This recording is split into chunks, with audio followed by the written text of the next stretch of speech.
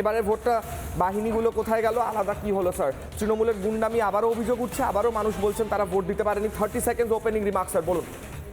প্রথমে যদি অসংখ্য ধন্যবাদ জানাতে হয় তাহলে মিস্টার সুব্রত গুপ্ত, আর সেকেন্ড হচ্ছে entire team of election commission, আমার স্টেট গভর্নমেন্টের যে পুলিশ অফিসাররা রয়েছেন এবং প্লাস ভারতীয় সৈন্যবাহিনী।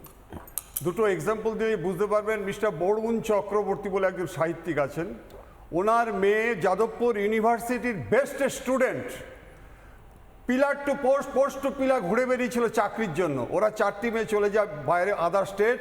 আমি আশ্চর্য হয়ে গেছি যে গত 29 তারিখে রাত্রেবেলা 12টার সময় ফোন করছে যে এত রাত্রে আমি আসবো, কি করে আমি আসবো, বাবা গিয়েছে ওখানে। আমি বলেছিলাম লালবাজারের এই নাম্বারটা, সেই মেয়েটি এখানে আসে অ্যালং উইথ 4 আদার্স, এবং 29 তারিখে ভর্তি, 28 তারিখের কথা বলছি, 29 তারিখে ভর্তি দিয়ে পরের দিনই চলে যায়।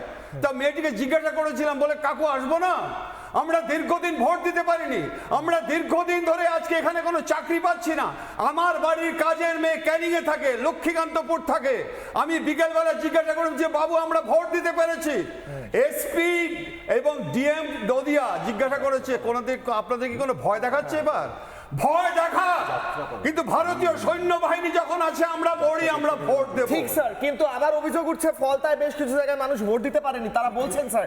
আমার প্রশ্ন হচ্ছে এই মানুষগুলো ভোট দিতে পারবেন না কেন? কেন আবার গুন্ডামির অভিযোগ উঠবে? দেখুন, আপনারা বোধহয় জানেন যে representation of peoples act under section 100, সেখানে স্পষ্ট বলা আছে যে অবৈধ ভোট হলে ভোট ক্যান্সেল করে দেবে। ঠিক, রিপোল হবে, সেই কথা হবে।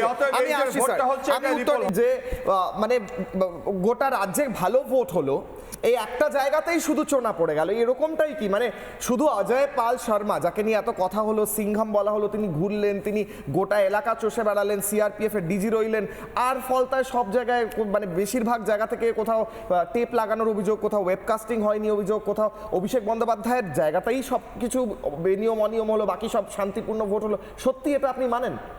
এই যে 2023 সালে পঞ্চায়েত ইলেকশনে এই আর বাংলা এই টেবিলে বসে ওই কোনায় আমি যখন অনুষ্ঠান করছিলাম, তার পরবর্তীকালে দুজন মেয়ে ফোন করেছিল ফলতা থেকে, যে নাম্বার নিয়েছে আপনার তোমাদের থেকে, যে স্যার আমরা ভোট দিতে পারছি না, ওখানে সেলো টেপ লাগিয়ে আছে, এখন দেখছি সেন্ট লাগানো আছে, এখন দেখছি নানা রকম কায়দা। তুমি বলো তো আমাকে একটা কথা, আমি সৌরভ ভাইকে একটা কথা বলি, বীরাপ্পন যারা এনকাউন্টারে মারা গেছে, আপনি বোধহয় জানেন যে ভারতের চন্দন কাঠ নিয়ে কত সর্বনাশ করেছে। এনকাউন্টার করা কিন্তু ক্ষমতা থাকা দরকার, এবং সুপ্রিম কোর্টেও কিন্তু জাস্টিফাইড করে দিয়েছিল। এবার আপনাকে বলি plus point, what is the plus point? Diamond Harbour সাব ডিভিশনে 5 জনকে সাসপেন্ড করা, সেটা হচ্ছে ফলতা আইসি সাসপেন্ড, সেটা হচ্ছে কি আজকে উস্তি সাসপেন্ড, আজকে Diamond Harbour suspend, additional SP IPS কে সাসপেন্ড করে দিয়েছে।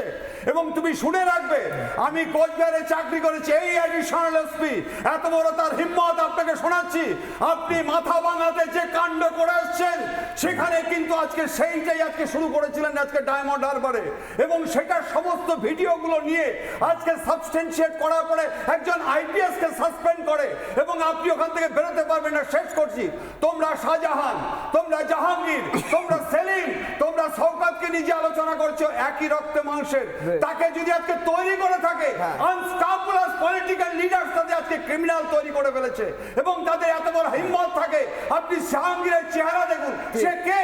আজকে সেলিমের সঙ্গে, এই সেলিমকে তো আমি সারেন্ডার করেছিলাম, কত ভালো হয়ে গেছিল, কিন্তু এই সেলিম সেই সেলিম যে নন্দীগ্রামে অ্যাটাক করতে গেল, এই সেলিম সেই সেলিম না, সেই সেলিম যে বিগত ইলেকশন গুলো দেখুন তার এরিয়াতে কোনো মানুষ ভোট দিতে পারে না। আজকে দেখুন, আজকে এই যে অজয় পাল শর্মাকে নিয়ে হচ্ছে, তার যদি কোনো ভুল থাকে হাইকোর্ট পারচেজ করতে পারে স্টেট গভর্নমেন্ট, সুপ্রিম কোর্ট পারে না। কেন এখন পর্যন্ত নানা ধরনের কন্টেন্ট দেখার জন্য লাইক করুন, শেয়ার করুন আমাদের ফেসবুক পেজ, সাবস্ক্রাইব করুন আমাদের ইউটিউব চ্যানেল, পাশাপাশি অন্যান্য ব্রেকিং নিউজের জন্য অবশ্যই চোখ রাখুন রিপাবলিক বাংলায়।